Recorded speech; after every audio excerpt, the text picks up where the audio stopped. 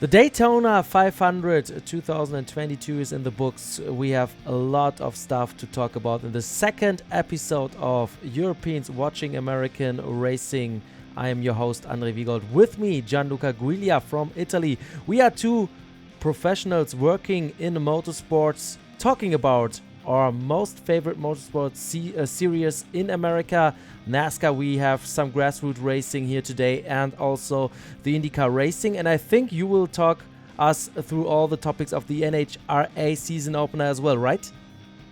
Yeah, welcome everyone to Europeans Watching American Racing. Yes, this week has been the start of the season for the NHRA. There's plenty of things to discuss, and also we will have some notes regarding IMSA and the upcoming Sebring event, and as you said, the Daytona 500. Daytona is always a show. We're gonna talk about it. Very, very interesting weekend. Okay, let's start with NASCAR. And yeah, I took this t-shirt for that show on purpose. We had a rookie winning the Daytona 500. This t-shirt was made by my wife when I had my first appearance as a TV commentator in NASCAR in 2017. Motorvision TV is broadcasting NASCAR races live in Germany, and I'm part of the commentator team since 2017, and that's why this t-shirt was created with the rookie stripes and all the stuff. So we had a rookie winning the Daytona 500. And it was a race, I think we go through it from the first to the last lap, right? I would say it was a Daytona race. You know what to expect, right? Yeah, definitely. Stage one, we had two lines working. We had the normal stage one crash. In the second stage, we had single file racing, and we had the last 10 lap chaos at the end of stage 3. So everything went as usual, right? It's Daytona, baby. The most expensive day of the year. And we also had a lot of stuff going on in the truck series and the Xfinity series as well. Yeah. But we now need a starting point. Where's our green flag? Well, the green flag is, it couldn't be anything else than Austin Cindric. First career win for the Team Penske rookie, and celebrating the 85th birthday of the captain, Roger Penske. What a win. Daytona never disappoints. You know what to expect. I always say it's like the Milan Sanremo in cycling. Everyone could win. You know where there will be chaos. Yes, it happens, but you're always happy to see it. It was a very, very, very interesting race, and Cindric delivered big time for Penske. Austin Cindric, yeah, it was a race in the end against his own teammate, against Ryan Blaney, who was again short of winning the Daytona 500. He was close to win it in 2020 when we had that massive and scary wreck of Ryan Newman after Ryan Blaney and the 6 car touched. And this time, again, he was trying to make a move on the very last lap. But this time, Austin Cindric blocked the outside lane, even put Ryan Blaney into the wall, who in the end finished only second. But that gave Bubba Wallace an opportunity to make a run on Austin Cindric. And we had that typical drag race to the line with Austin Cindric winning ahead of Bubba Wallace, Chase Briscoe third, Ryan Blaney fourth, Eric Almirola fifth, ahead of Kyle Busch, Michael McDowell, David Reagan, Brad Keselowski, and Chase Elliott. So this is our top 10 of the Daytona 500. And Austin Cindric, a rookie coming from the Xfinity Series where he was a champion and taking over the 2 car of Brad Keselowski, who left the team to be a partial owner of Roush Fenway Keselowski Racing nowadays. So it was a perfect first race as a full-time Cup Series driver for Austin Cindric, who's, of course, having the rookie stripes on his car in 2022, and he has his spot in the playoffs already. Yeah, that's big for him. He knows he has a place in the playoffs. He can literally work on the season with much relief, and that's a big advantage of winning the Daytona 500. But if you have you let me know if you had this top five in your predictions. You should really buy lottery tickets every day. Yeah. Do it now because it's one of the craziest top fives I have seen in recent years. And Baba Wallace, did you see his face when he climbed out of the car? Yeah. Really, really disappointed, man. And I think we're from Europe. We can say he was pissed. Yeah, definitely, definitely. What a race! What a race! And what a crowd! I think it was a really successful edition of the Daytona 500. Yeah, it was great to see the World Center of Racing sold out again, with all seats taken by fans and people cheering for their drivers. And the openness of NASCAR, even at the Daytona 500, you can go to the garages, you can meet the drivers. It's all about the fan experience. And I was there in 2018 and 2020. It was amazing. And I think when now, after the COVID-19 pandemic in the US, it's almost over.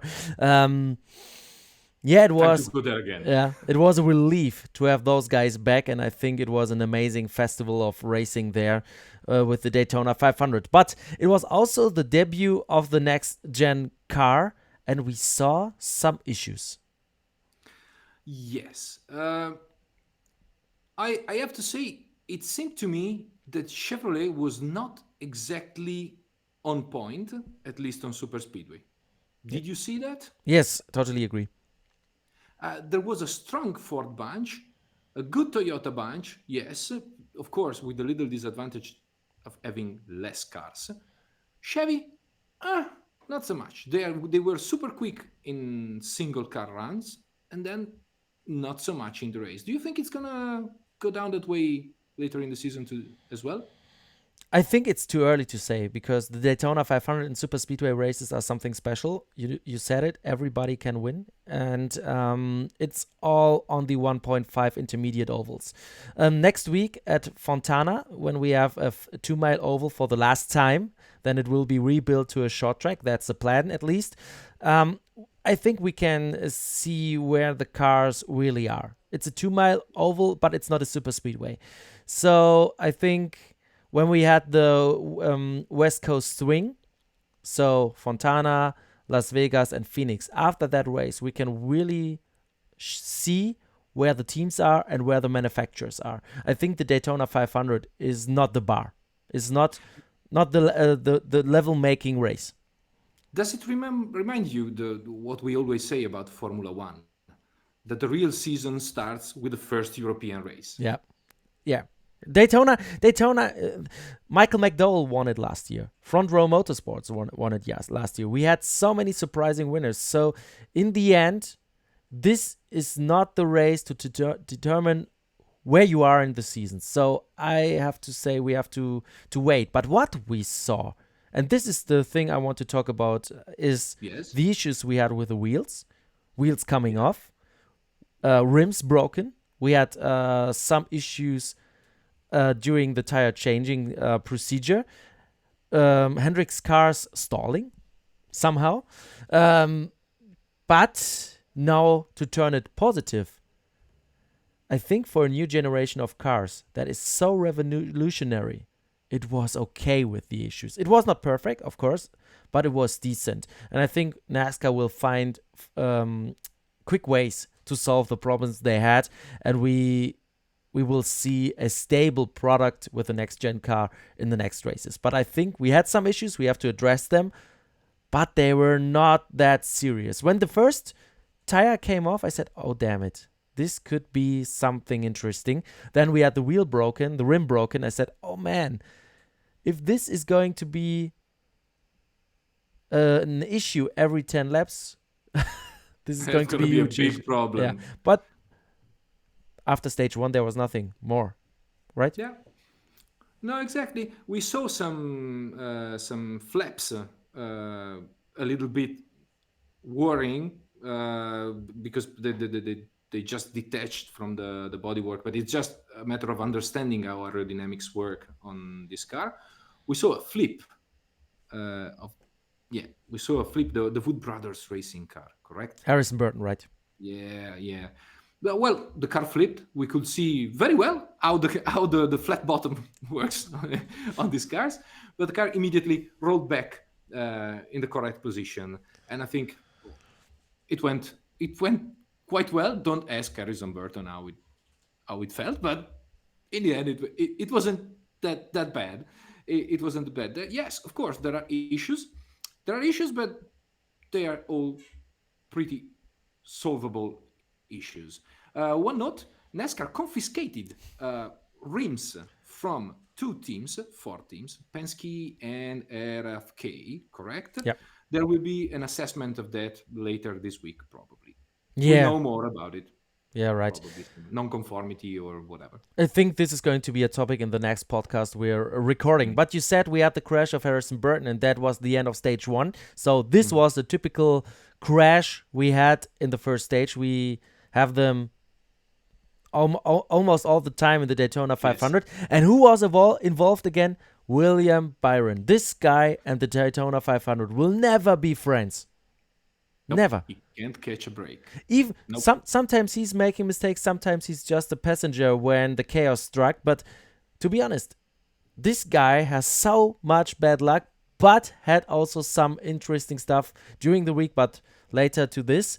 At the end of stage 1, we had Martin Truex Jr. winning the stage, earning 10 bonus points ahead of Brad Keselowski, Todd Gilliland, and Ricky Stenhouse Jr., who was very quick at the Superspeedway again, and Joey Logano. And then we had the single file stage 2. Yeah, typically we had the crash. Everybody said, "Okay, we went a little bit over the line. I want to survive, so let's go single file." And this is also a mechanism we saw in the recent Daytona 500. That in the middle of the race, the people say, "Okay, I stay at the position. I'm at the lead lap. I'm in the lead lap. Everything's fine. So let's do single file, right?" Yeah, there's no reason to risk it. And then every time they come to the 10 laps to go, and everyone, everyone until the prior lap, they were all saying, no, it's too early to attack now. I will wait for someone else to do it and I will follow. No, I'm waiting, and then it's suddenly too late. Boom. Yeah. All hell breaks loose. Just to make it a wrap.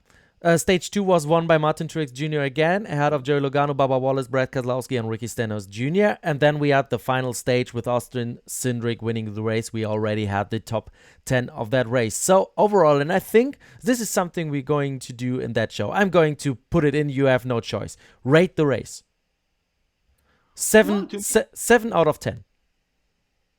Yeah, I kind of agree. I would go, even 7.5 because of the new car, because everything was new and there was a lot of excitement. I'm positive. Honestly, I have to be honest. I'm getting older and I start not to like anymore super speedway racing because it's, you know what it is. It's a mess. Sometimes it's a very expensive day for them, and but it was a very good Daytona 500. Yeah. In the end, we have now Austin Cindric locked in the playoffs with 54 points, but also Brad Keselowski has 54 points. And there's something we have to explain, because I had the questions in all the German NASCAR forums.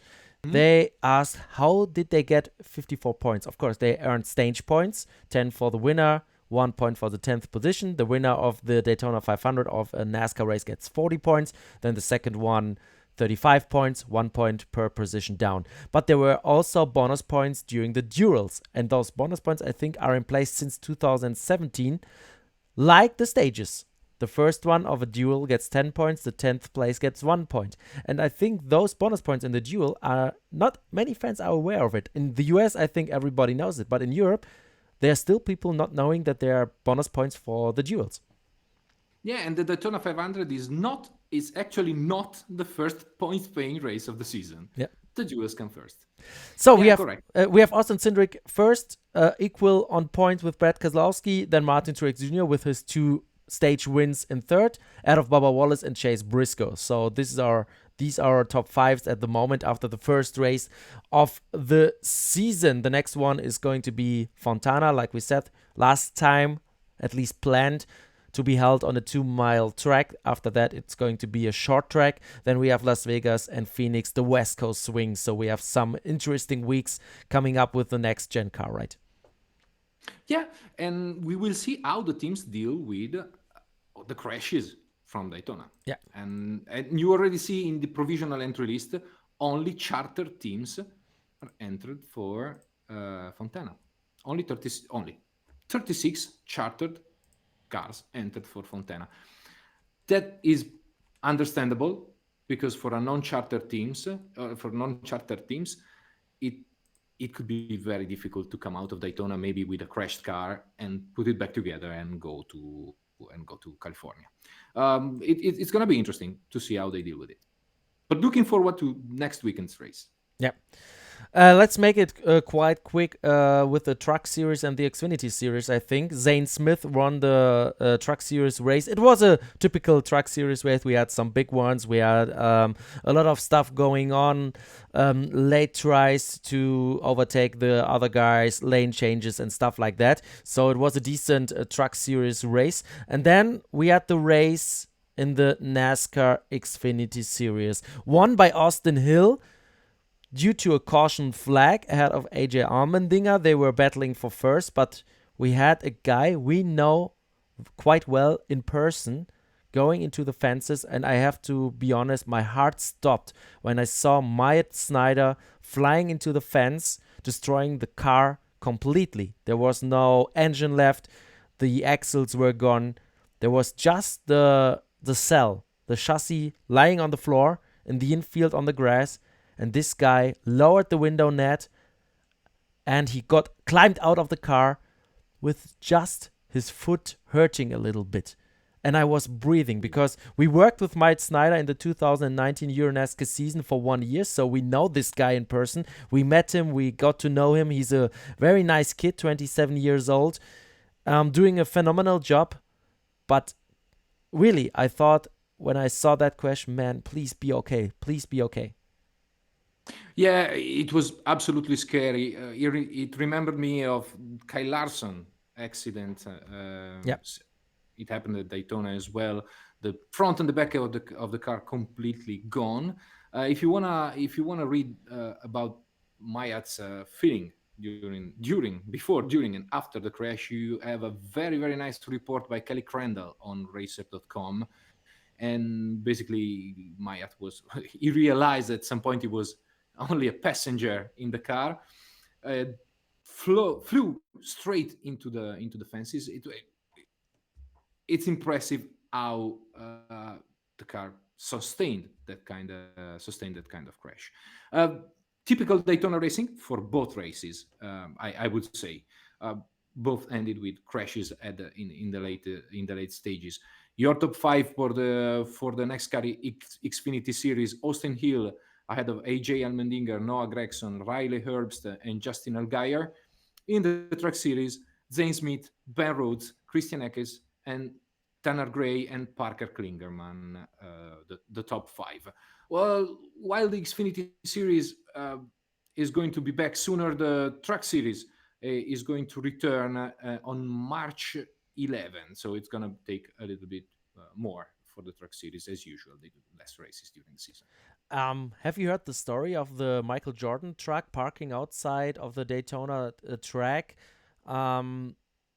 At the backstretch. Yeah, parts of the car of Mike Snyder flew there and damaged stuff.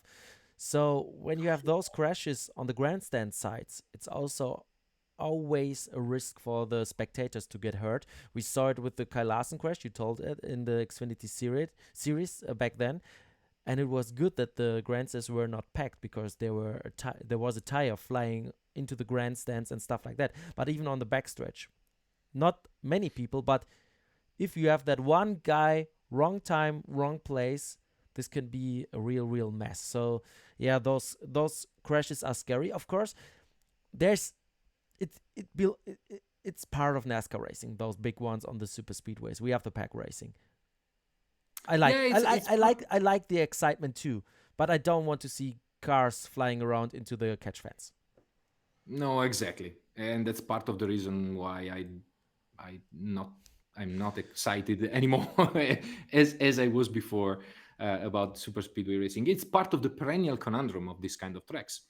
You let the engines breathe more and you give more power to them to create gaps between the cars. Yes, you will do that, but the speeds will go up by a lot, and that will make any accident even more dramatic. Yeah. You remove power, you bunch up the cars together. Yes, they go slower, but they are all together. The exact minute something happens, you have cars flying around. NASCAR is doing an incredible job to prevent NASCAR cars from flying towards the grandstands. But of course, it's physics, it's reality. You can simulate whatever you want, but sometimes something will happen, and it's dangerous. Yep. It's dangerous, but it's part of super speedway racing. Can we say that's it for NASCAR? Yeah, I would say so. I would say so. There's a one little note from the week. Chase Elliott extended his contract with Hendrick Motorsports for 5 years. There's, of course, would you let him go? No. No. No. And would you don't we mention a European team finishing 22nd in the Daytona 500? Man, Good job, Team Elizabeth. I talked so much about Jacques Villeneuve in the Daytona 500 that I already thought we talked about that. Of course, we need to do No. that. The Europeans may know that, but no, this is for the Americans. Who is Team Hazeberg? Team Hazeberg is a team with its roots in the Netherlands, in Europe. It's Twan Hazemans, a racing legend, and Ernst Berg, also a racing car driver and a businessman. They formed that team together with the Room brothers in the US. And basically, the idea is to field a non-chartered car for Twan's son, Loris Hazemans, who's a two-time and the current NASCAR Wheel and Euro Series champion, so the official European NASCAR champion. But Loris is still earning his licenses for the Cup Series to drive on super speedways and stuff like that. So that's why he has a part-time program for 2022 set up in the Cup Series with Team Hazeberg and also in the Xfinity Series. They found a perfect substitute for Loris Hazemans for the Daytona 500 in the 1997 Formula One world champion, former Indy 500 race winner, and IndyCar World Series champion Jacques Villeneuve from Canada. And he delivered. He delivered. And they delivered collectively because they qualified on time for Daytona 500. And Jacques, I think it's not sure. Research still going on, but it seems he is the first Formula One world champion to qualify for the Daytona 500. It happened. There is a precedent. Mario Andretti in 67, he won the Daytona 500, but he won the Daytona 500 before becoming Formula One world champion. Jacques did what he had to do. The team, of course, in the race, they couldn't have their say because it's just what it is. It's a new team, no experience, and so on. So they stayed there. They avoided crashes, and they finished 22nd. The main thing is really they put together a team from Europe. From Europe, they went there at the top level of NASCAR and delivered. It is unbelievable. It's not the first European team in NASCAR. We had Red Bull Racing with Günther Steiner, who's now the team manager of Haas in the Formula One. But this is the first team with its roots in the NASCAR Wheel and Euro Series. And it worked. 22nd place. And I bet there must be some footage, Jacques Villeneuve and Kyle Busch playing dodgeball somewhere. Because have you seen how Kyle Busch and Jacques Villeneuve, they dodged every single crash. It was so close for both of them all the time in that race. So they must practice that. There has to be some footage. Just kidding. Well, the magic was there. Yeah. The magic was there, and I'm really happy also to have to see several people we meet at the track once every month in Europe. Dennis Sargent, Bill Burns, Jacques, uh, Loris. It was really nice for us Europeans to witness that, and I'm really looking forward to the rest of the season. And remember the name Hazemans. There's Twan Hazemans, Yeah, team owner of Hazeberg. There's going to be Loris Hazemans, two-time NASCAR World US Series champion, that's stepping two. to the US to build a career there.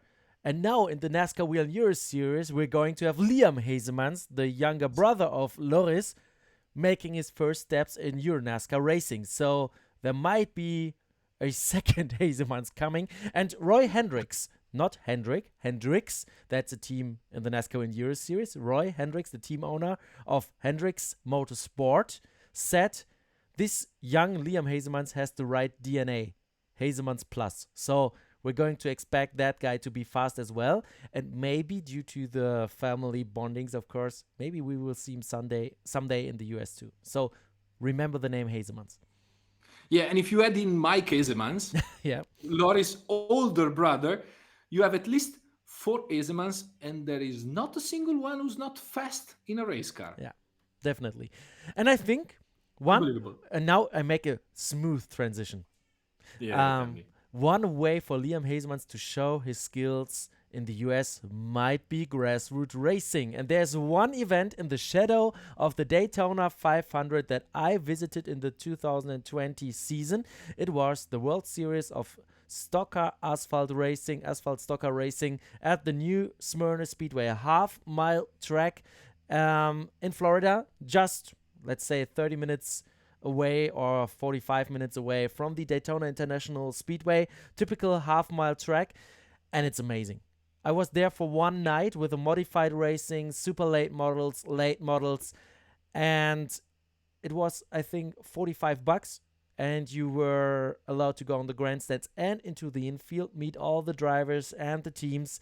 We had sprint races with 35 laps, 30 laps all the time, and this year there was one guy driving 3 races despite being part of the Daytona 500. William Byron won 2 super late model races at New Smyrna. He competed in 3. So this guy knew already that the Daytona 500 is not going to work for him because this is a bad relationship. So he went to New Smyrna and won there. So William Byron did that. But the World Series of Asphalt, for all the European guys who don't know that event, is a series of nights of racing.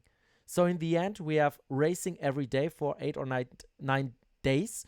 And in the end, we have a final classification. It's like a championship. And in the Tour Modified, we had Jimmy Blewett winning the championship without winning a race, but with consistency, while Matt Hirschman won the most important modified race there, the Richie Evans Memorial 100. So, yeah, it's excitement pure, this grassroots racing in the shadow of the Daytona 500 at the New Smyrna Speedway. So, if you have the intention to visit the Daytona 500, maybe come a little bit earlier and visit the New Smyrna Speedway as well for those amazing short track racing. For that amazing short track racing with the late models, super late models, modifieds, pro stocks, pickups, and whatever they have. There's a lot of stuff going on. So it's, crazy and just amazing. And who knows, you may even meet personally a future Cup Series champion. Yeah. And it's really open, so go there, do it. Absolutely. By the way, modified, as you said, modified season started. The modifieds are a big thing in the US. That they have plenty of fans, and NASCAR Roots is doing a great job promoting that series. Check it out. They have a big fields, always great racing. The ARCA Racing Series season also start with the ARCA Series East, and also the bigger one, the ARCA Series. Man, how many? The big championship, the ARCA Racing Series started at Daytona. We always joke that is the race, the classic. The ARCA Daytona race means crashes. Yeah. We know it. Okay. There was a big field. Corey Haim won for Venturini Motorsport for the second year in a row, so he's leading the point standings as well. Keep an eye on them. We'll be back with them. Well, we did NASCAR asphalt racing. We did bunch of stuff today. Are we up for some drag racing? Yeah, of course. The NHRA season opener. And there, the stage is yours. Pomona, California for the NHRA season opener. We're going to discuss mostly the top three classes. Top Fuel, Funny Car, and Pro Stock. In Top Fuel, Justin Ashley, Rookie of the Year in 2020, got his third career win in Top Fuel against Rookie of the Year 2018, Austin Prock. Austin Prock was back with John Force Racing, and they met in the final, and it was Justin Ashley to win with a run in 3.694 seconds over 1,000 feet, with a top speed of 314 miles per hour. I'm going to calculate. Sorry, but yeah, it's 505 kilometers per hour for our European audience. Sorry, American guys. In 1,000 feet, which means 333.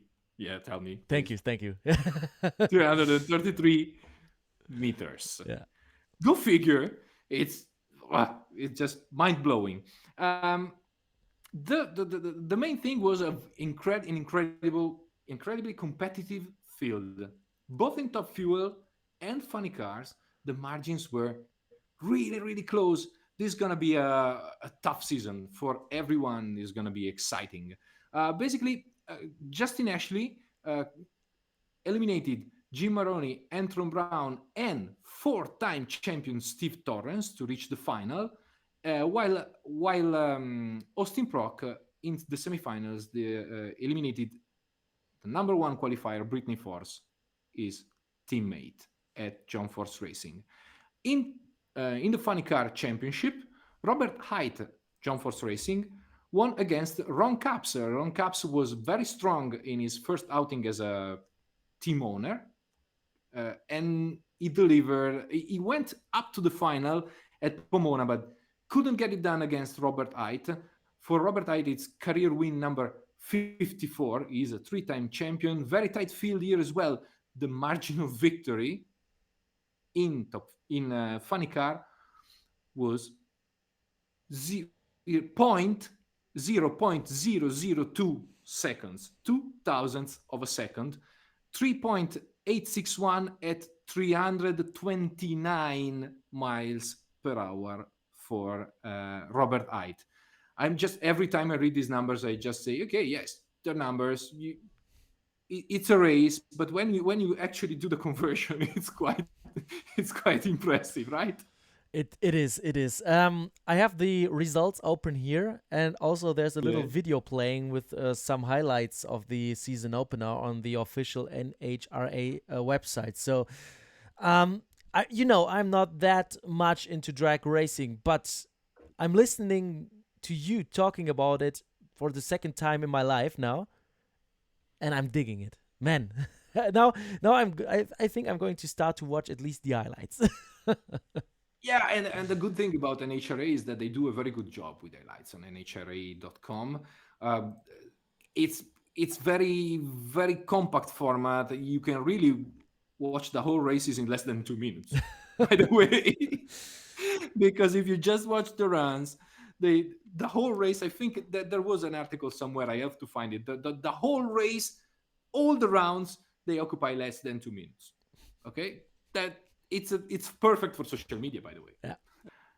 Okay, in Pro Stock, Erika Enders won the race, and here we have to talk about it. In NHRA, women are since many years very, very strong. And you have to go back to Shirley Muldowney for that. She won a Top Fuel championship.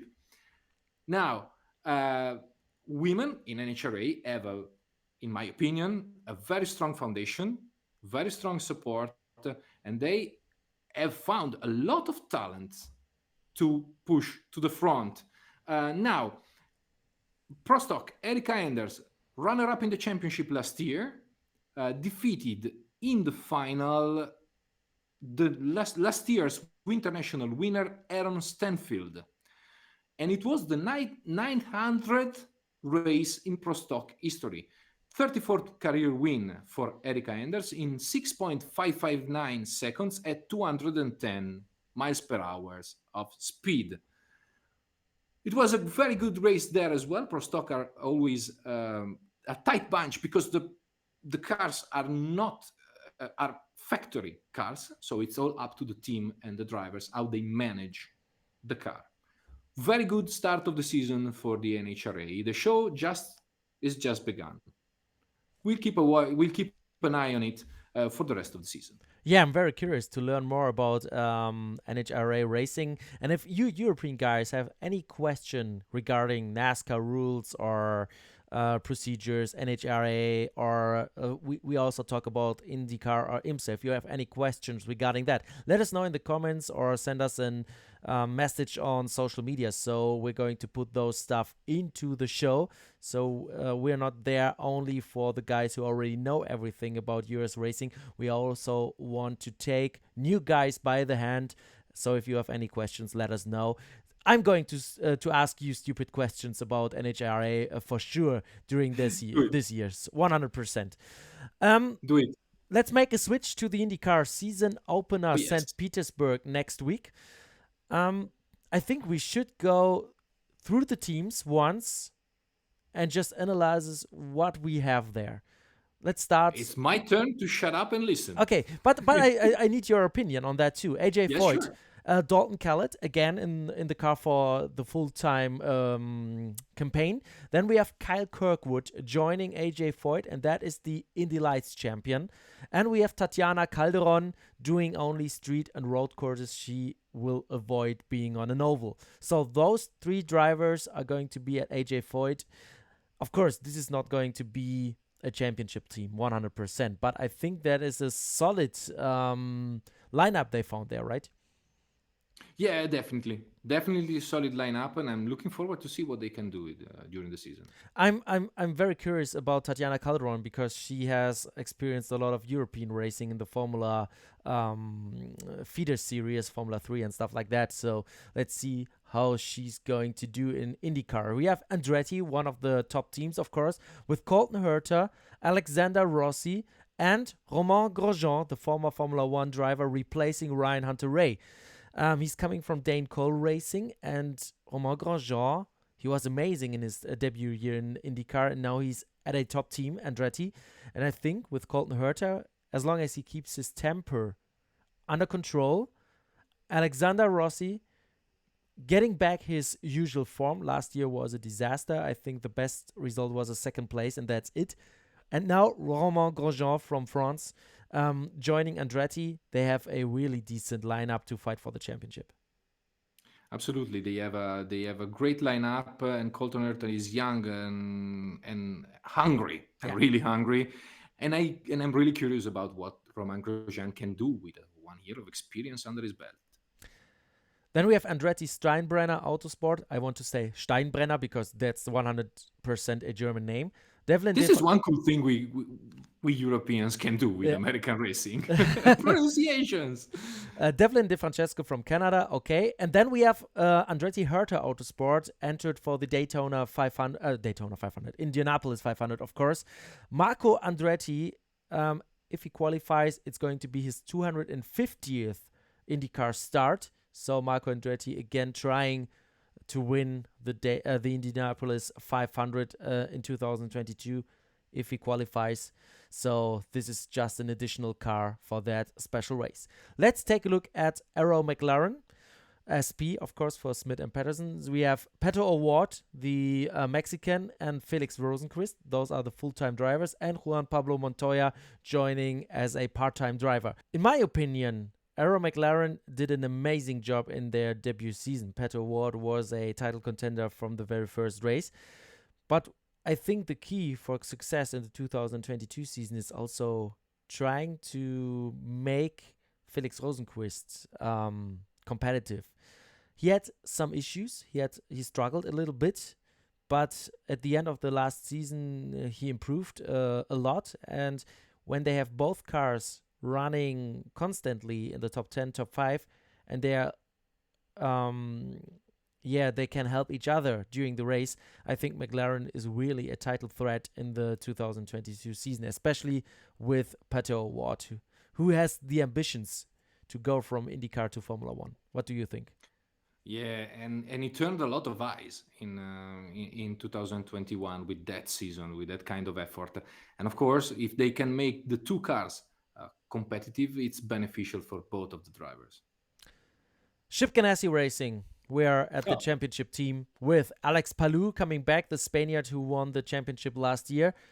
He's joined by Scott Dixon, one of the most successful drivers in IndyCar history, and Marcus Ericsson, also the European power we have there with a Spaniard and a Swedish driver. And of course, Jimmy Johnson, who is going to have a lot of fun again, improving, getting used to the car. Of course, he's not going to be one of the front runners, but this guy has a lot of fun driving IndyCar and IMSA, doing what he always wanted in his life. So leave him alone and let him do what he wants. And I'm sure Jimmy Johnson is going to improve. And they also have Tony Kanaan for the Indy 500. But I think the interesting thing at Chip Ganassi Racing is you have two guys with different background coming from Europe, with Alex Palou and Marcus Ericsson. And then we have Scott Dixon. Now he's not a US guy, but he grew up in IndyCar. And when they combine their experiences from the US and from Europe, and they take advantage of all the knowledge they have, this is going to make Chip Ganassi strong again in the 2022 season. Yeah, absolutely. And consider also that they don't have a NASCAR program anymore, so they can put even more effort into the IndyCar program. I'm also very, very curious about Palou defending the title, because this year I think IndyCar is really a matter of a generational shift between a battle between youngsters and experienced veterans. And at Chip Ganassi, you have the combination of both.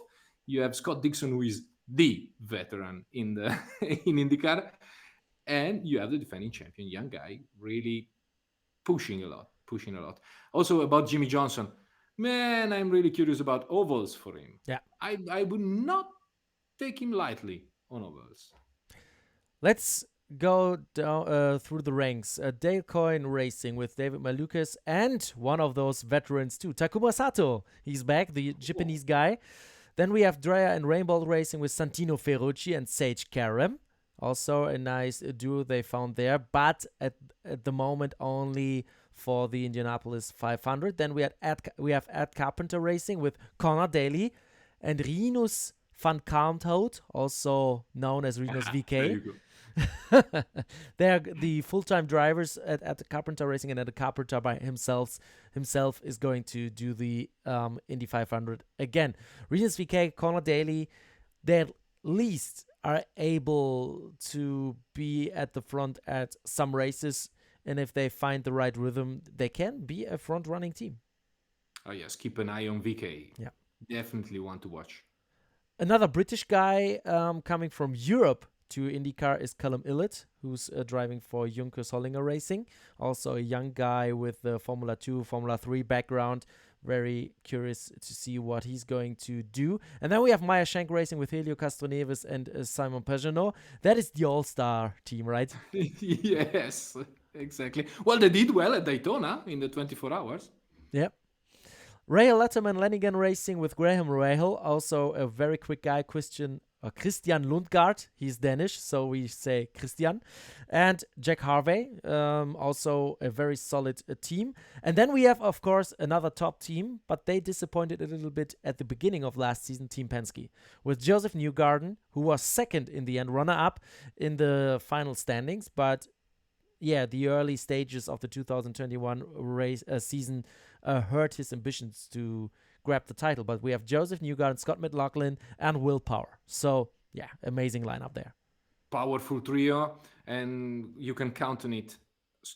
Penske is not doing the same mistake twice.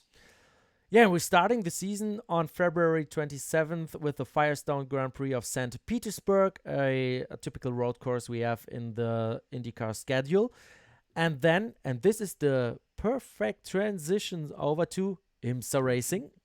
The next one would be, or is the Texas Motor Speedway race on the same weekend as the 12 hours of Sebring. And this brings up the topic, what are the IndyCar drivers doing who are also competing in IMSA? It's easy. They stay with IndyCar. And the IMSA teams need to find replacements.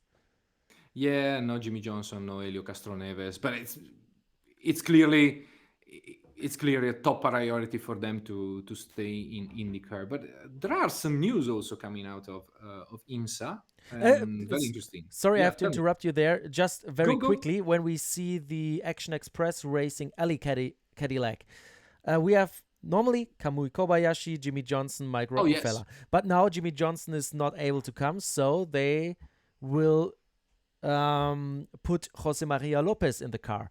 And now the interesting thing, the WEC, the Endurance World Championship, is also there at Sebring at the same weekend for their race. So Kamui Kobayashi and Jose Maria Lopez will drive in the hypercar class in the WEC and in the DPI class of the IMSA race. Mike Rockefeller is going to do the IMSA race in the DPI and also in the LMP2 in the WEC. So how many hours is he driving? Yeah, it's amazing. It's amazing. So we have, due to this double event with the WEC, it's a season opener for them, and the IMSA race, and the clash with the IndyCar race, a lot of stuff going on there. But now to the IMSA news. Yeah, but I need to ask somehow to the IMSA and the ACO management, are you guys going to figure this out? Because two races at Sebring in literally the same moment, can we do one? Get a big one. Maybe when we have the conversion of the GTP and the hypercar class, maybe then this is a point-giving race for both classes. We will see. We also have to see how you're doing it with the different classes in WEC and in the IMSA, but yeah, let's talk about that in 3 years and see how it went with the LMDH, LMH, GTP stuff. Yeah, speaking of which, there's an interesting report on racer.com saying that Ligier has been selected to produce a GTP chassis. Now, at the moment, it seems to be for a new manufacturer. Because Porsche and Audi have hired Multimatic, Acura Honda is working with Oreca, and BMW and Cadillac are working with Dallara. So who's going to be the next one? That's very interesting. We'll keep you posted. Yep. Right? Yep. And also a new old entry for the Sebring race. Paul Miller Racing will be back. They missed the Daytona 24 hours in the GTD class because they switched from Lamborghini to BMW. The problem is the M4 is a new car and they switched quite late and the car wasn't ready. So Paul Miller Racing will be back for the 12 hours of Sebring in the GTD class with a brand new BMW M4 GT3. And one last thing on my side, Ferrari is working on the 296 GTB GT3 model. Am I looking forward to it? Yes, please. So, this is going to be some interesting weeks coming up with the NASCAR race at Fontana next Sunday. We have the IndyCar season opener at St. Petersburg. When is the next NHRA race? As this weekend. This weekend. Of course. All together. Wild Horse Pass, Phoenix, Arizona. We're keeping an eye on it. Yep. And, of course, the 12 hours of Sebring. And this is going to be a very interesting weekend for me because in German television, I'm going to commentate the 12 hours of Sebring first. And then I have a little bit of a break. And then in the evening on Sunday, I'm going to commentate the NASCAR race from Atlanta.